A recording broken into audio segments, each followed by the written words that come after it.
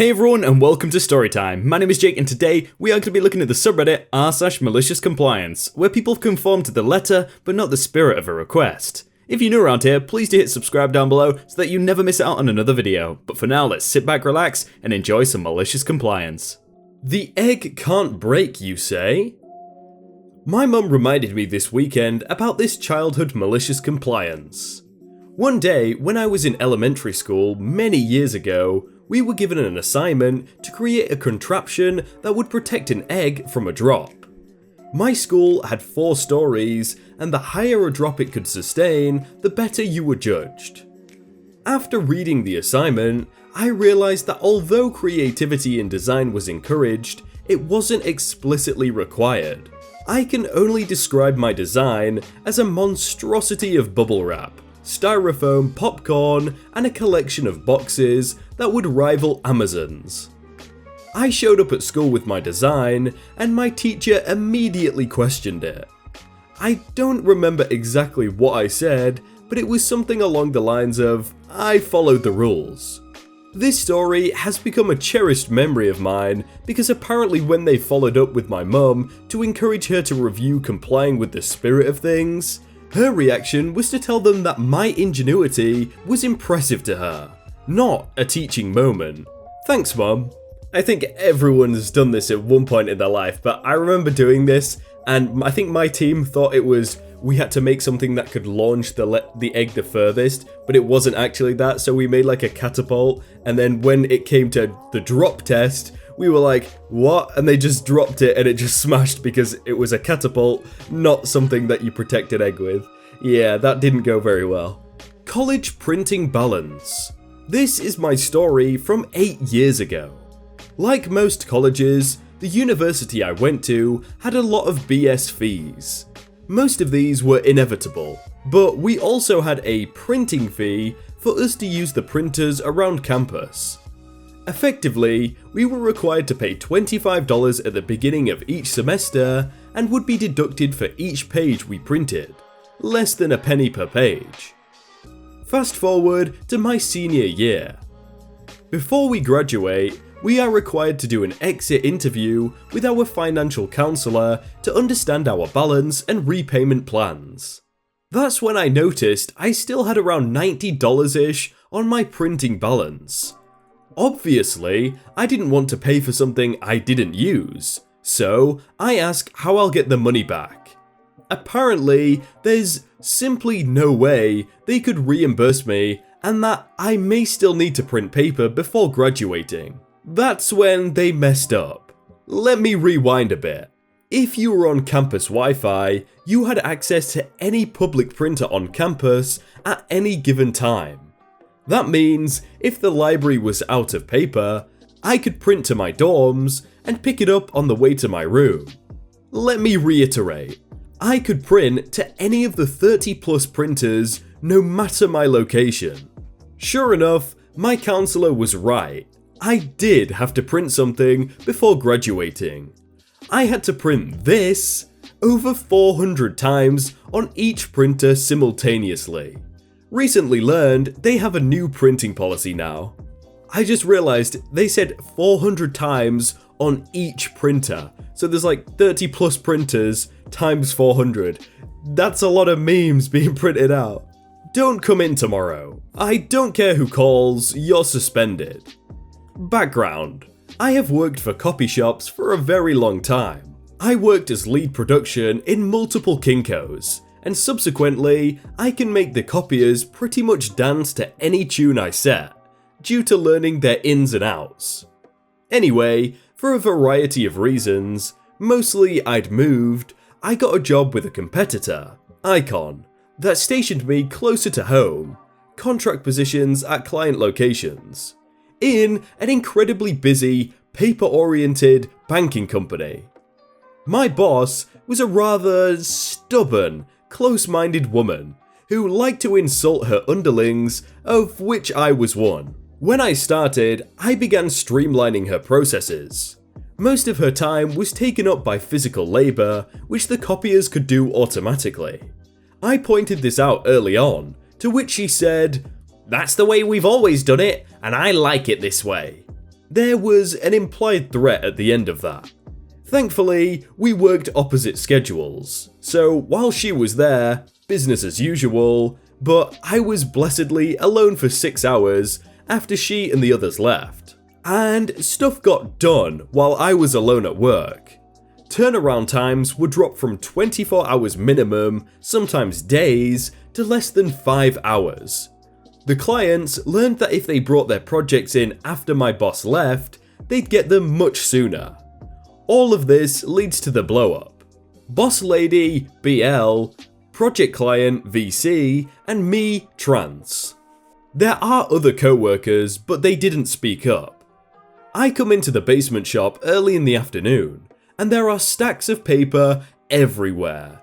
Massive collation job, which the copiers can do automatically, of course.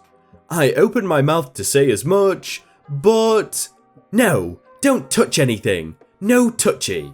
She's a 20-something Italian girl/woman with maturity issues. Start working on the next job. I don't want you touching this one. The project client is going to get this in the time I specified, not 1 second earlier. I don't think the boss lady liked the project client. Boss lady's husband had gotten whiplash looking at VC one time, so there was a bit of jealousy. So I look at the email and start pumping out jobs. All collation, ironically. Really small, really complicated jobs. All done and picked up by the time boss lady was packing up to go home. I'm going home. Don't touch anything. This job is off limits. This job is off limits. Don't touch it. 5 minutes after she leaves, the project client calls. Is the boss lady still there? No. I have massive edits to that job. It's like a whole new project. She point blank told me not to touch that project. If the project isn't done by morning, I'll lose my job. I know this is hyperbole, but I have a way around BL, so send it to me as a new project, cancel the old project by email, sent only to the boss lady, not to me, and I'll see what I can do. The project client is appropriately appreciative, and sends the files over. I set the machines up, and everything starts printing. All I have to do is refill paper and put the automatically collated products into massive binders. Everything is done just before quitting time, and VC is already there with her superior looking at the process the boss lady was using, versus just having the machine do it. I really don't know, but if I had to guess, I'd say her bonus was tied to her profit. This company is paper reliant, so saving money on your monthly copy allotment is out. If she does all the collating by hand, each time we touch a sheet of paper, it costs you money, and it is likely not a discounted or included cost in your contract. It probably isn't much each time, but it can add up, especially at this company. The project client and her boss thank me for getting everything done so quick, and I head home. Next day, I get to the copy center and write off. Go home. This woman is livid. Go home, don't come in tomorrow. I don't care who calls, you're suspended. I go home and proceed to go on a massive bender. Because there's no work the next day, I turn off my phone. Prevents angry drunk dialing. While checking my phone, I send a message to the project client. I tell her I will be out for a couple of days, and to expect a production slowdown and to pass it along. While I'm out of the world, my boss calls, and calls, and calls a lot more. She leaves messages about coming back in, getting work done, etc. Turns out the project client's boss called her boss, the CEO, and told him about the job I'd done. CEO liked the job and wanted to thank me, and project client may have had them check the contract. And an order came in from high up. All the bells and whistles I usually have the machines do. Turn time was faster than boss lady could manage. I was on the verge of being fired, so I reached out to a friend at Kinko's I used to work at, about noon on my second day of suspension. They agreed to the same pay rate and I was hired. I informed Boss Lady and said my goodbyes to VC and the rest of the ladies. Boss Lady was fired a week later. I heard through the grapevine it was poor human resource management. The project client unhappy, her boss was angry, and her boss was not happy. That's so stupid. This person was literally on the verge of being fired because they did the job better. That's just upper management for you, really. Nasty manager versus me. This happened about 15 years ago, back when I was able to work. We had this nasty manager that no one could stand. Now, I had a desk job and I was good at what I did. I was quick too. I had gone to the bathroom, not on my scheduled break, but no other manager had cared before since we were all adults. When I came back, there was the nasty manager we had just gotten. She was livid that I went to the bathroom and informed me I needed to let her know anytime I was leaving my desk. Okay, not a problem. 10:15, I'm going to go get more work. 10:16, I'm back.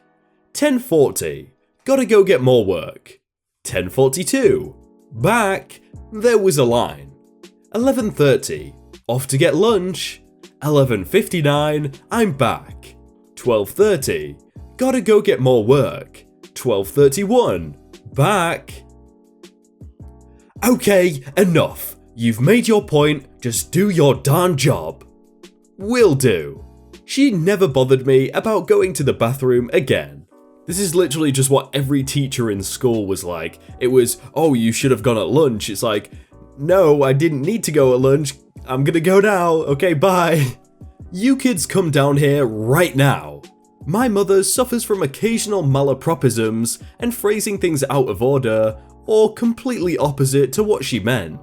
For example, she once saw a kid with white hair and exclaimed, "Look at that boy with the coal white hair." Coal white, Mum? I have a younger sister and brother who are 5 years and 10 years younger than me, respectively. And we have 2 cousins, a boy and a girl, who are about the same age as me and my sister, also respectively. I would have been about 11 or 12 when this happened. So my aunt and uncle lived about 50 miles from us, and we only got together once in a while. They had come down for a visit one summer day, and while my mother and aunt were catching up in the kitchen, all of us kids went upstairs to play. In our old house, we had a huge playroom that was directly above the kitchen. Being very excited kids, we were being particularly rambunctious this day. We were so loud, in fact, that my mother had to come to the foot of the stairs once or twice to yell up to us to quiet down. It wasn't working. Finally, in a fit of exasperation, my mother very sternly yelled up, "I want you kids to come down here right now and just listen to yourselves." Being the little smart brats we are, we dutifully obeyed. Once we all got down, we put our hands to our ears to listen. Crickets. My mother just walked away, embarrassed but smiling at her slip-up. I think I suffer from malapropisms, because I always mispronounce things, and you guys make sure you tell me, don't you? I followed the dress code, technically. When I was in 8th and 9th grade, my parents decided to send me to a private school that was run by my church. I had come from a public school and was not used to a dress code that dictated what you wore. The uniform consisted of a light blue or white collared button-down shirt and navy blue pants for boys, or a knee-length or longer navy blue skirt for girls. Black or brown closed-toe shoes were also required. High school, 9th grade plus, girls were required to wear pantyhose or tights. I hated this because I'm a tad eccentric and like to wear bright colours and creative styles. While I was in 8th grade, I could wear socks with my shoes, and there was no explicitly stated rule on colours, so I went nuts. Whether they matched or not, I wore the loudest socks I could find, bonus if they were knee-high. The teachers hated it, but couldn't do anything about it. The next year's dress code included a rule that socks had to be black, white, or navy blue. That was fine for me. I was in 9th grade and had to wear pantyhose and tights. I walked in on day 1 of the new school year rocking neon blue tights. I stocked up on bright yellow, green, etc. The next year, they had to come out with a rule for that too, but by then, thankfully, I moved and went back to a public school. To be honest, I quite liked the school uniform kind of idea. I wouldn't want to wear what I wanted because I wouldn't have enough to wear, like, I barely go out and buy stuff, so I feel like, yeah, the uniform's good. Hey everyone, I hope you all had a really good day and that you enjoyed that video. If you want to check out some other videos, then click on screen right now, or check out the playlist down below. If you enjoyed that video, then please do leave a like. And if you want to submit your own stories, then you can do so by joining the Discord in the top link in the description. But thank you so much for watching, and I will see you very soon.